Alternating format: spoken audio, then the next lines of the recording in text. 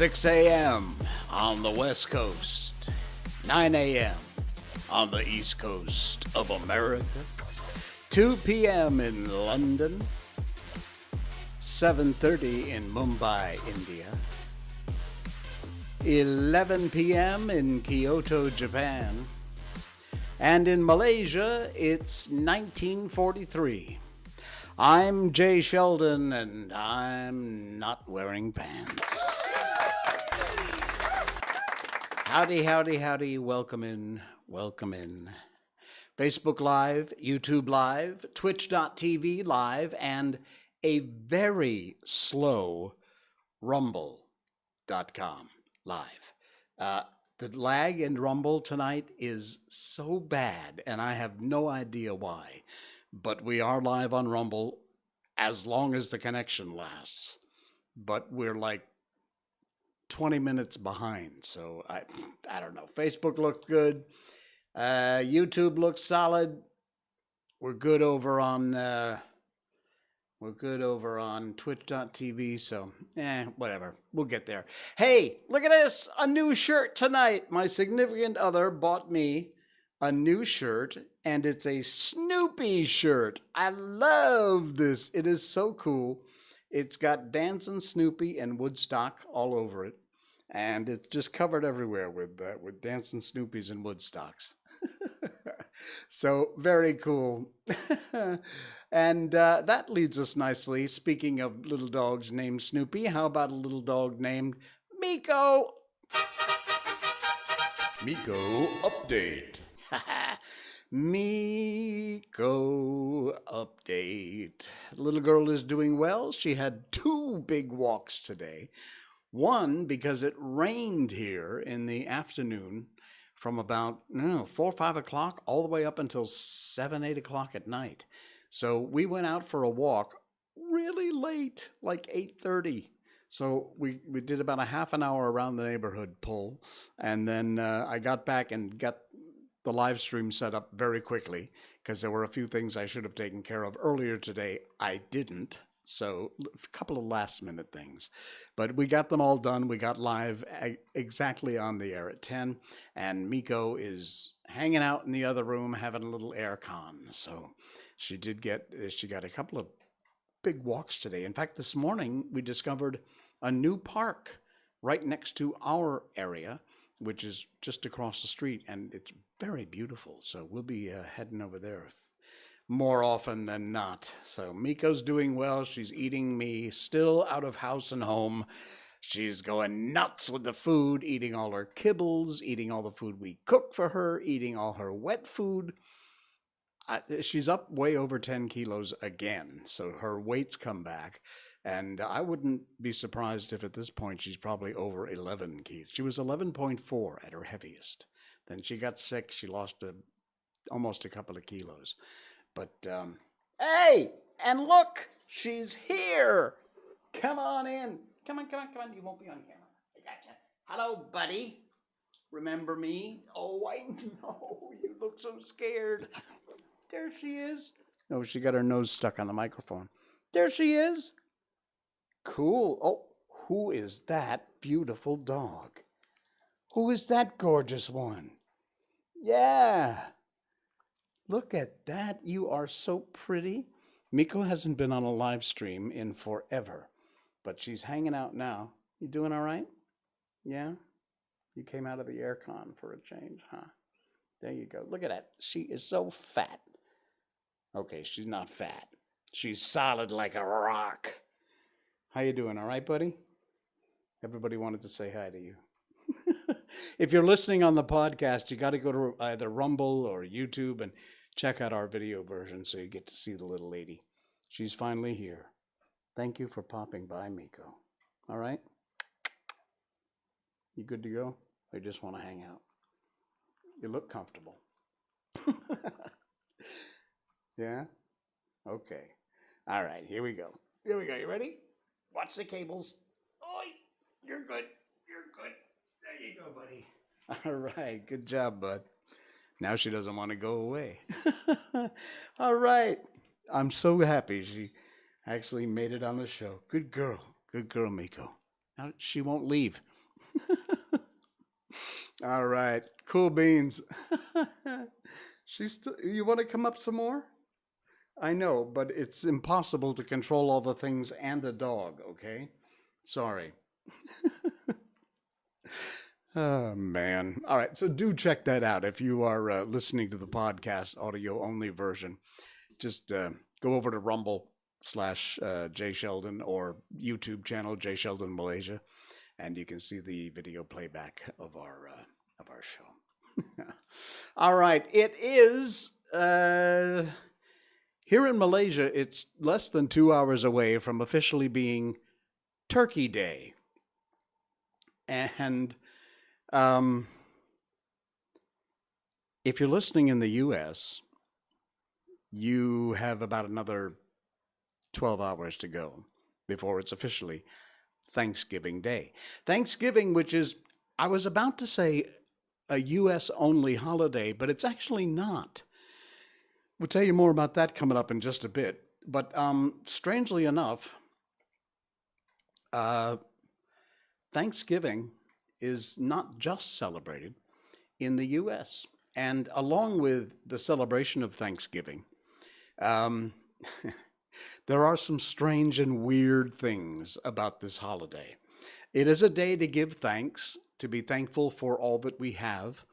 And that's pretty much, I mean, it's based around the Pilgrims and their first feast celebrating with the American Indians, Native Americans, or whatever the politically correct way is of referring to them these days. But those of us who celebrate Thanksgiving, and I haven't had an actual Thanksgiving with a turkey in probably 10 or 12 years. A friend of mine invited us over for a actual Thanksgiving turkey dinner about, I don't know, 10, 12, 15 years ago here in Malaysia. And I think that's the last time I've actually had a Thanksgiving with turkey and all the trimmings and cranberry sauce and all that stuff. But we very often see Thanksgiving at its face value. This is a cool article from weirdworm.com. There's a lot more to this crazy holiday.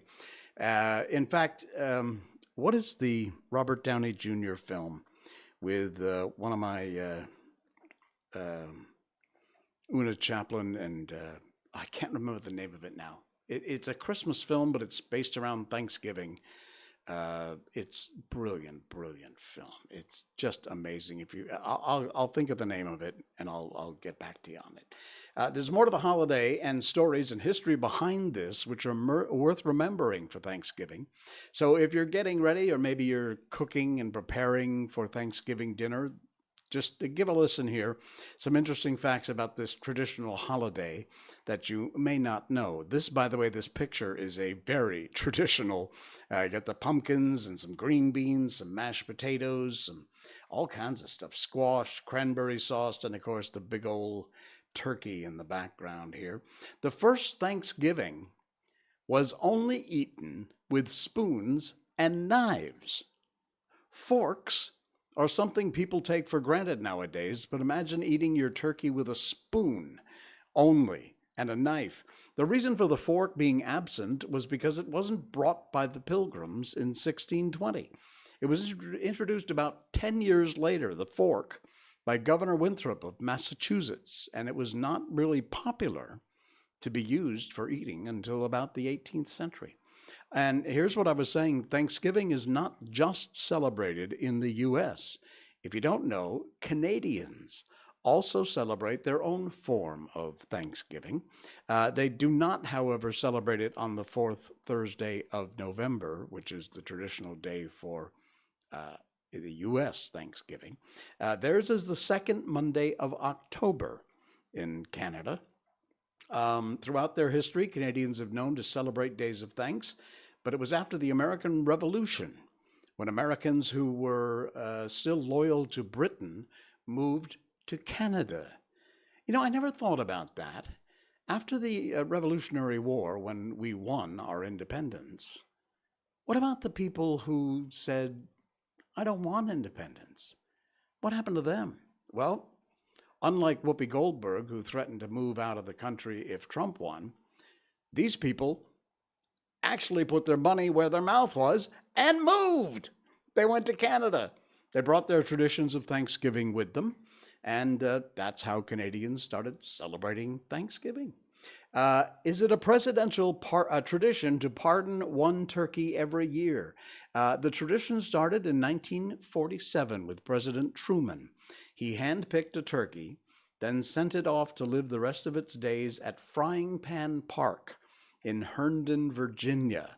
And it's become the tradition that 2 turkeys were pardoned in case the first turkey becomes unavailable. It's like the Miss America pageant. And they actually get to vote on the name of the turkey. This was written a while ago. Benjamin Franklin wanted the national bird, which is the turkey, which is the American eagle, I'm sorry. Actually, Ben Franklin wanted it, the turkey, as the national bird of the U.S.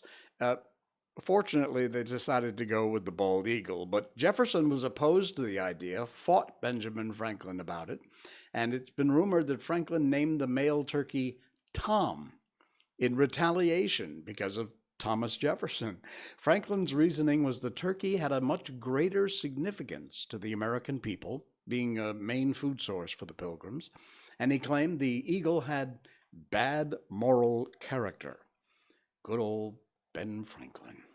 Well, most people have cranberry sauce with their turkey and mashed potatoes and things. It's a traditional Thanksgiving meal item, cranberry sauce. But probably 80-90% of the people get a can opener and open a can and dump it out in a bowl. Some people go to the trouble of actually buying cranberries, which are grown in a bog, and making their own cranberry sauce. These people need to be watched carefully. But if you do that and you have cranberries and you want to know if they're ripe, here's how you know. Throw it at the ground. Measure how high it bounces. Now, as long as it bounces higher than 4 inches, It's ready to be picked. Now, how would you bounce a cranberry that you haven't picked yet? But anyway, that's how you know if a cranberry is ripe. I would, however, suggest after you bounce it on the ground, you might want to run it through a water and a strainer and make sure that, it's clean. But yeah, the cranberry actually is one of only 3 fruits native to North America, and it is served at 94% of Thanksgiving dinners. Imagine that. All right, there's a whole bunch of cool facts here. It's from weirdworm.com, and the link is below in our show notes. Wherever you're watching or listening to the podcast or watching our live stream or video replay, you'll find this whole article there in our show notes tonight, and you can read the whole article. A bunch of weird facts maybe you'd like to share with your friends on Thanksgiving. Now, I spent, of the 45, almost 50 years in the broadcast business, I spent almost half of that time in radio as an announcer, morning radio DJ. And back in the 70s, there was a show that some of you may have heard of, some of you maybe not. It was called Wkrp in Cincinnati. It was one of the funniest sitcoms ever. And there is a very, very famous episode which ran just before Thanksgiving when it originally aired. This is a 5-minute clip of the show. I really can't play the whole thing. I'll play you a little clip.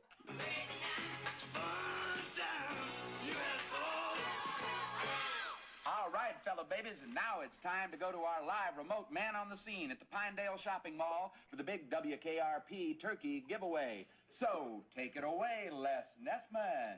This is Les Nessman, your man on the scene here at the Pinedale Shopping Center where the excitement is mounting. We're here to witness the big WKRP turkey Thanksgiving giveaway. Hey, you got permission to be out here? What? You're blocking my store here, buddy. Don't you know who I am? Huh? I'm Les Nessman. I won the Buckeye News Hawk Award last year. Good for you, Buckeye. Now get out of my doorway. I'm sorry. Freak. So far, so good, huh? Okay. I can't play the whole clip. It's very funny.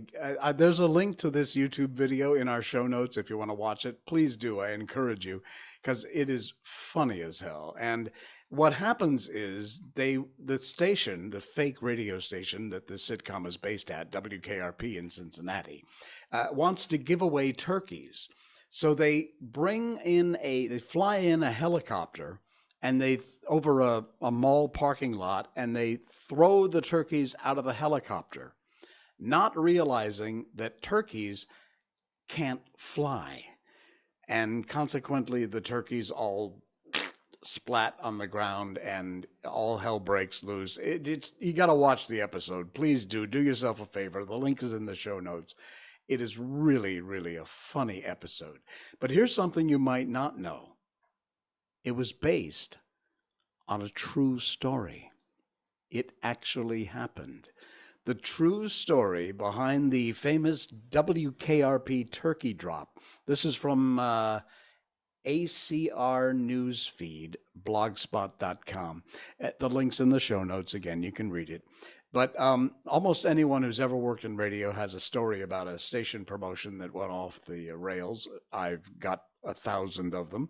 And one of the most famous splats was in the turkey episode of WKRP. And there's a key scene here. This article is also in our show notes. However, Turkeys Away, the name of the episode, was loosely based on an incident that actually happened. Hugh Wilson, the creator and producer of the show, worked several years at WQXI in Atlanta.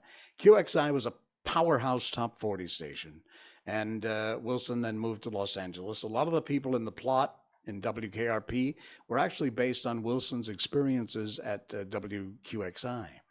But the turkey drop was a real, actual incident. It was a shopping center in Atlanta, which no longer exists, Thanksgiving promotion, and we thought we could throw these live turkeys out into the crowd for their Thanksgiving dinners. All of us, naive and uneducated, thought that turkeys could fly of course, they just went splat. People were laughing at us, not with us, and it became a legend. In reality, the turkeys were actually thrown off the back of a truck, not a helicopter. But that is not quite as glamorous as the WKRP story, but indeed it is. It is a true one, well, based on a true story. The WKRP turkey drop. By the way, check out the link and the show clip in our notes tonight because it is hilarious. You will love it. Turkey. You know, I had to look this up. I had to do some translation at a website because it didn't make a lot of sense to me. And what I discovered in searching is that this is true, but it has to do with dialects. Language is a very strange thing. The bird we call a turkey, the Turks call it Hindi from India. In India, turkey is called Peru, as in, Peru, Peru. In Arabic, the bird turkey is called a Greek chicken. And in Greek, it's called a French chicken. And in French, it's called an Indian chicken. That is just the weirdest thing. Now, if you just put turkey and do a translation, it will not come up with, for example, Hindi from India. But if you check it out online and do some research, you'll find that in certain dialects, it actually does translate that way. Very weird. In French, it's called a dinde. Really, very weird. Okay. Do we have a name for turkey in Malay? I don't know. I should have looked that up, huh? Yeah, we'll do that later. If somebody knows, put it in the chat, please. What is the Malay word for turkey, if there is one? And anybody that says Jay Sheldon, I'm going to kick your butt, okay? That's not funny. All right. One more thing on Thanksgiving here, and it's important because a lot of folks like me have fur friends, and there are some things that go on at turkey dinners, Thanksgiving dinners, that you are not supposed to give your dogs. I believe I put this link in the show notes. If not, you can look it up. Just do a search, any search engine, stick in there. But this is important.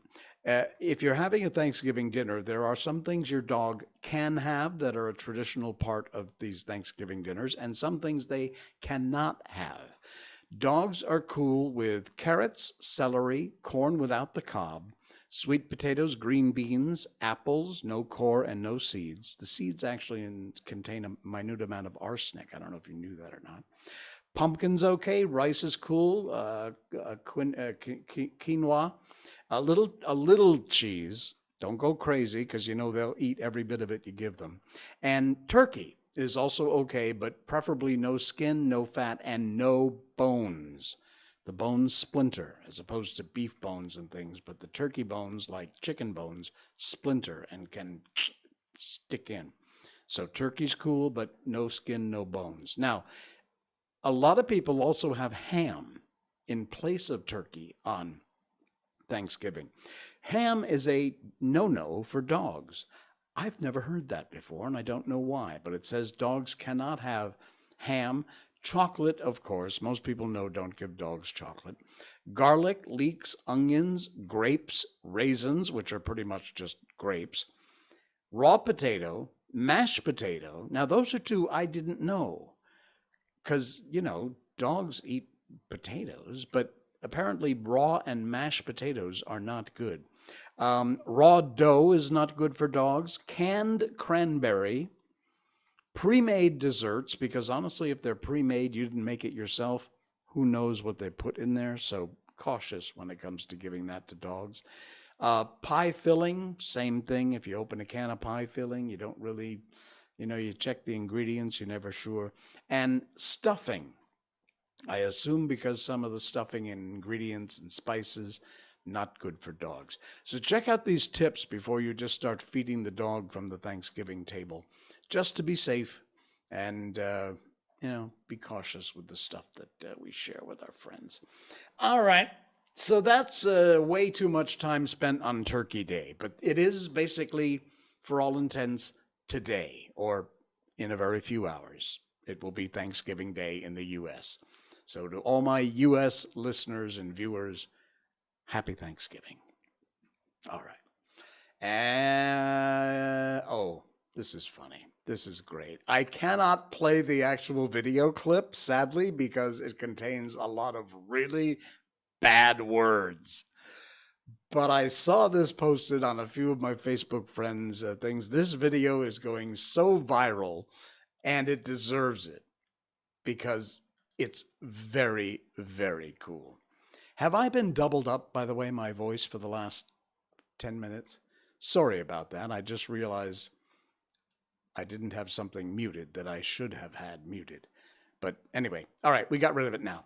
Okay, this is from World of Buzz. It's an article about the video, which is going incredibly viral, and because it deserves to, it is so funny.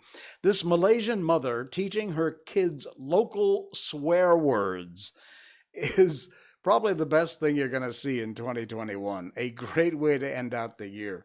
Okay, they've actually blotted out, so you can't read exactly what the bad word is. But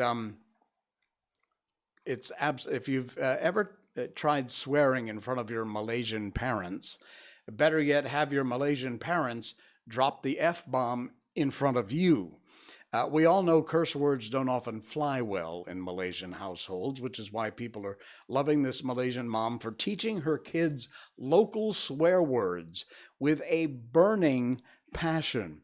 A U.S. media platform took to their YouTube channel to showcase immigrant parents teaching their kids bad words in their mother tongues. A Malaysian woman is among the many parents that participated. There's a Japanese lady, there's a woman from Africa, I think somebody from a Spanish culture? I forget. Anyway, among the many participants was a Malaysian mom and her kids, and she gave them an education. The video starts with the Malaysian mom teaching her kids how to say Kapala B word, which means, well, she can explain it when you watch the video. When her son asks what it meant, she says, oh, like the D word, the whole thing. And then she went on to explain that the word, I can't say it, which she describes to be the same in concept as mother effer. I don't know how I'm going to get through this, trying to do all the abbreviations. The Malaysian mom insisted her kids say Pookie with anger and passion, because that's just how you got to say it, right? You got to literally show anger in your face. The word literally means genitalia, women's genitalia, but it's not thought of in that way. She says because they don't say it like Malaysians say it. They say it more American. So she teaches them how to say it and not be so American. These are some transplanted Malaysians who live in America. But it is a great video. It's very funny. The link to this is in our show notes tonight from World of Buzz. Thank you, World of Buzz. Tip of the hat to you. And from there, you can actually watch the video. There's a link in the article to that video. But it is very funny. It's going incredibly viral, and it deserves it because well done. Well done. Really, really cool video. We love that. Hang on, coffee break time. All right. Hey, check this out. I did not know this. I got an education this week. You have to look really close at this picture to realize what it is, because I have never seen this. I would have thought this was fake. You know, you see ads for flowers all the time where they're weird colors, and you just know somebody has sprayed them with something, or they're not real, or it's a Photoshop job. These are real. In fact, They are one of the oldest roses known. They're green roses. Look at how beautiful that is. Now, if you can zoom in, bring the video up or something, or I think I put the link in the show notes. They're green roses. They're very real, and they're very special. They are the original rose, and they have been around for almost 30,000 years. Can you imagine? It's got nothing to do with Thanksgiving or swear words. I just had to slip, you know this show. We talk about all kinds of weird crap. I throw all kinds of junk in here. But this is absolutely it. Look at how beautiful that is. That is a green rose. Absolutely beautiful. That from Caritha Fernando, who shared that. That's incredible. Absolutely incredible. Speaking of incredible, my dear friend Zane has shared a picture. It's just this one-off thing that I wanted to share because it's so cool when I saw it. This is an abandoned house, but it's not just any ordinary house. This is an abandoned tree house. This is from a page on Facebook called Abandoned and Haunted World. An abandoned tree house. There's no other description, but this picture is absolutely incredible. Look at that. That is amazing. This tree trunk, which has been carved out, windows built in. I would love to see what this looks like inside. Sadly, it's the only picture there is of it, but it is absolutely amazing. And it's apparently in some forest somewhere, and it's been abandoned. Wow, I would adopt that. That is amazing. All right, it's almost time to move on to our book. We're doing A Christmas Carol by Charles Dickens because Thanksgiving's upon us. That means the holiday season is with us. You know, there's another thought about Thanksgiving. Why are there no Thanksgiving songs?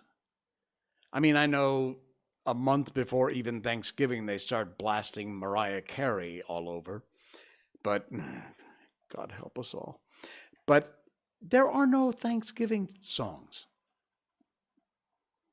I couldn't think of one. Isn't that weird? The only thing I could remember related to songs was when I was in grammar school, 1,000 years ago. We used to, and this is weird too because of religion and school and, the separation and all that crap, which these days you'd never get away with this, but we used to, at an assembly for Thanksgiving, we used to sing a song which was, I think it was a religious song. I only remember part of it. It was like, we gather together to ask the Lord's blessing. He hastens and chastens his world to make known. Something like that. It's a traditional Christian hymn, but for some reason it became associated with Thanksgiving. But it's not really a Thanksgiving song. So, to all you songwriters out there, we need a Thanksgiving song, okay? Somebody write us a Thanksgiving song. We don't have one. All right. I don't know. All right. Just before we get to our book, one last thing that I saw which was amazing. The New York Times Books made a post on Twitter and said, with Jules Verne and the publisher Hugo Gernsback, H.G. Wells invented the genre of science fiction. Once again, New York Times, wrong. This woman, Mame Fatou Niang, I believe is how you say that, she wrote this, and wow, what an eye-opener. Mary Shelley wrote Frankenstein in 1818 when she was 19 years old. At that time, neither Jules Verne nor H.G. Wells were even born yet. In fact, Edgar Allan Poe was only 9 years old in 1818. A teenage girl wrote what is still considered today the first science fiction novel. This article continues the long tradition of erasing her.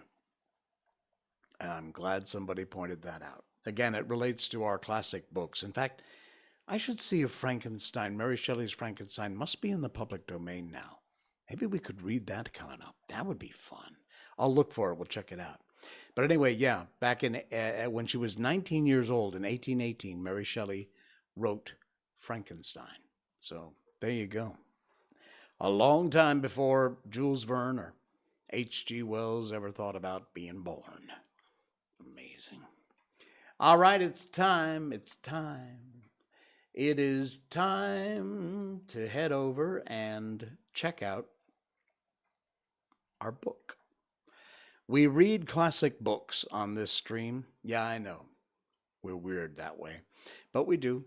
And we have been doing all kinds of amazing books. We get them from the Gutenberg Project, which is at gutenberg.org. Go there, you can download all kinds of formats, HTML, Word doc, text files, even ebooks in some cases of all the classics. They're all free, they're all in the public domain, and that's where we get our books from. We've done The Wonderful Wizard of Oz, Alice in Wonderland, Peter Pan, War of the Worlds, The Velveteen Rabbit, you name it. We've done from the very beginning, 142 streams ago. Wow, we've been doing this a long time. We've been reading a chapter or so in classic books all the way through from beginning to end till we get to the end and begin a new book. Well, now we have been doing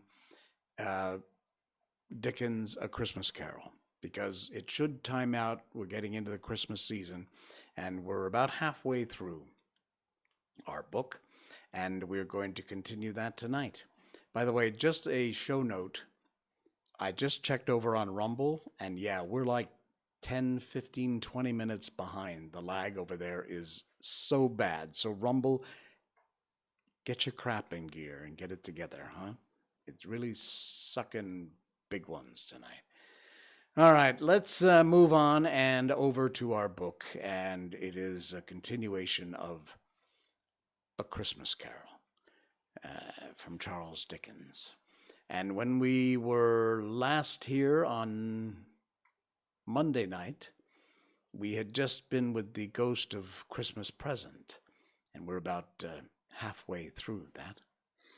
And they had just seen Scrooge's nephew's Christmas Eve celebration.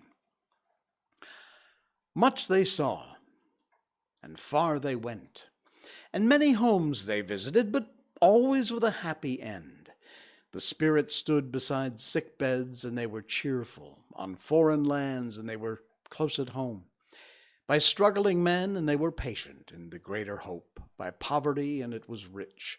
In almshouse, hospital, and gaol, in misery's every refuge, where vain man, in his little brief authority, had not made fast the door, and barred the spirit out, he left his blessing, and taught Scrooge its precepts. It was a long night, if it were only a night. But Scrooge had his doubts of this, because the Christmas holidays appeared to be condensed into the space of time as they passed together. It was strange, too, that while Scrooge remained unaltered in his outward form, the ghost grew older. Scrooge had observed this change, but never spoke of it until they left a children's 12th night party, when, looking at the spirit as they stood together in an open place, he noticed that its hair was quite gray. "Are spirits' lives so short?" asked Scrooge. "My life upon this globe is very brief," replied the ghost. "It ends tonight." "Tonight?" cried Scrooge. "Tonight at midnight.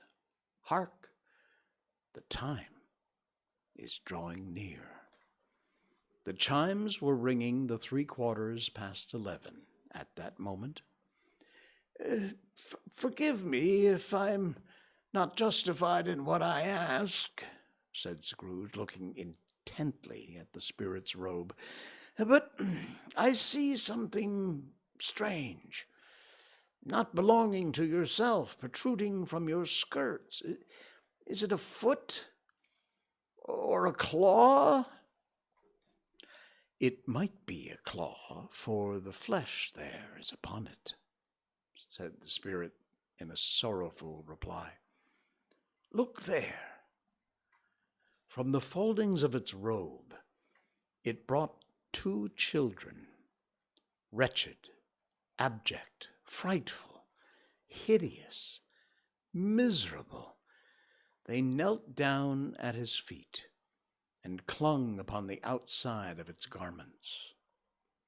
Oh, man, look here, look down there, exclaimed the ghost. They were a boy and a girl, yellow, meager, ragged, scowling, wolfish, but prostrate, too, in their humility. Where graceful youth should have filled their features out and touched them with its freshest tints, a stale and shriveled hand, like that of age, had pinched and twisted them and pulled them into shreds. Where angels might have sat enthroned, devils lurked and glared out menacing. No change, no degradation, no perversion of humanity in any grade through all the mysteries of wonderful creation has monsters half so horrible and dread. Scrooge started back, appalled. Having them shown to him in this way, he tried to say that they were fine children, but the words choked themselves, rather than be party to a lie of such enormous magnitude. Spirit, are they yours? Scrooge could say no more. They are man's, said the spirit, looking down upon them, and they cling to me, appealing from their fathers. The boy is ignorance. The girl is want. Beware of them both, and all of their degree. But most of all, beware this boy, for on his brow I see that written which is doom, unless the writing be erased. Deny it, cried the spirit, stretching out its hand towards the city. Slander those who tell it ye. Admit it for all your fascious purposes, and make it worse, and bide the end. Have they no refuge or resource? Cried Scrooge. Are there no prisons? Said the spirit, turning on him for the last time with his own words. Are there no workhouses? The bell struck 12. Scrooge looked around him for the ghost, and saw it not. As the last stroke ceased to vibrate, he remembered the prediction of old Jacob Marley, and lifting up his eyes, beheld a solemn phantom, draped and hooded, coming like a mist along the ground, directly towards him.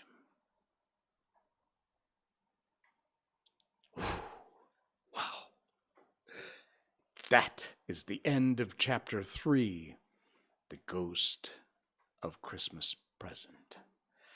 And in our next stream on Saturday night, we will begin the last of the spirits with the approaching phantom in Stav 4. Chapter 4. Wow. Amazing. What a great ending to that chapter. Frightening. All right, my friends, that's going to do it for us. Thank you so much for popping by and hanging out. And don't forget to like, share, subscribe. If you'd like to help support the show, you can always find us on locals.com/jsheldon. You can sign up for a subscription over there. Costs you a little bit of money, but helps to support. And of course, as always, patreon.com/jsheldon, where you'll find 3 different tier levels, all quite reasonably priced to help support what we do here. We appreciate your help very much. You ever want to get in touch? NoPants@jsheldon.com is where you can write us. We answer all your emails. Why am I saying we like I have a team? It's this guy, okay? I answer all your emails. I will see you again on Saturday night. Thanks so much, folks. Until next time, I'm Jay Sheldon. I'm not wearing pants. Good night.